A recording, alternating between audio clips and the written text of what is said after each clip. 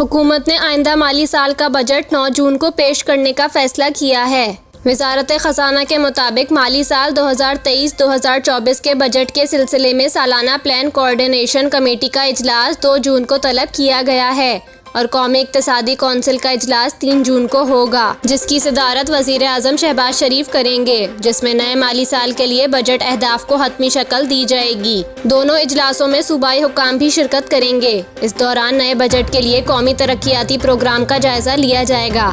वज़ारत ख़ज़ाना के मुताबिक आइंदा माली साल के बजट में वफाकी तरक्याती प्रोग्राम की मद में 700 अरब रुपए तजवीज़ किए गए हैं। ताहम वज़ीर आज़म वफाकी तरक्याती प्रोग्राम 1000 अरब रुपए तक बढ़ा सकते हैं। वज़ारत ख़ज़ाना का कहना है कि आइंदा माली साल के बजट का मजमूई हजम 14,600 अरब से ज़्यादा रखने की तजवीज़ है और बजट में आवाम को रिलीफ देने के लिए कमेटियाँ भी कायम कर दी गई हैं। इसके अलावा आइंदा साल के लिए मुआशी शरह नमो का हदफ 3% से ज़्यादा रखने की तजवीज़ है, जबकि मौजूदा माली साल JDP ग्रोथ का तखमीना 0.29% है।